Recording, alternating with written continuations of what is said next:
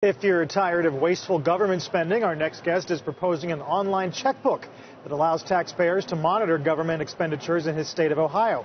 Joining us this morning at Post 9 is the main sponsor of this legislation, Josh Mandel, the Ohio State Treasurer. Mr. Treasurer, good to have you. Welcome. Thanks for having me on. Is this the first of its kind? There are other ones in the country. The way we're going to do it, it'll be unique nationally. We would like to take the state's checkbook in the state of Ohio, leverage technology, and put all that information up on the internet for everyone to see.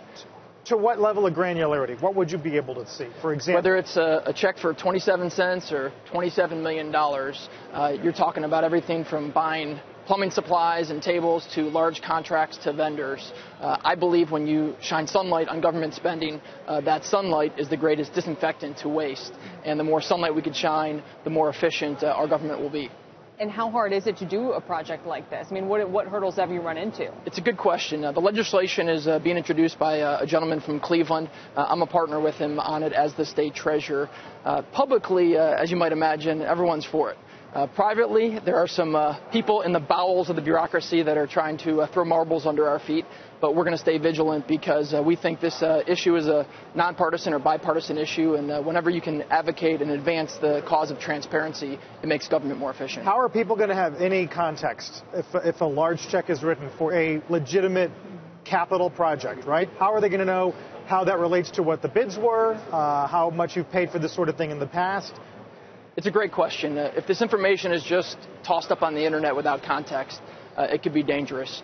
So we're going to make the database searchable vertically and horizontally. So vertically within departments. So they'll be able to go on and say, hey, I want to see how this Mandel guy is spending the money in the treasurer's office. They'll be able to see what I'm spending on office supplies, on salary, on vendors, get copies of the contracts for different vendors, copies of the bids as well. Those requests for proposal are public record.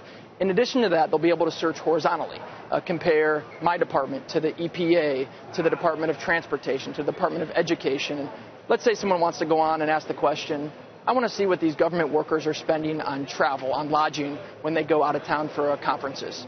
And they see that 4 departments are staying at the Holiday Inn, but one of them is staying at the Ritz-Carlton. Now, we could ask the question, well, wait a second, this is taxpayer money. Why are these bureaucrats or politicians spending our taxpayer money in that way? As useful as this is, and as much as everyone should and probably at some point will adopt this kind of thing, shouldn't some of the focus as well be on those issues which are longer-term problem for states' fiscal position, such as pensions? And I bring this up as well because Ohio, meanwhile neighboring Michigan, has had all of these issues when it comes to Detroit and funding its own pension system.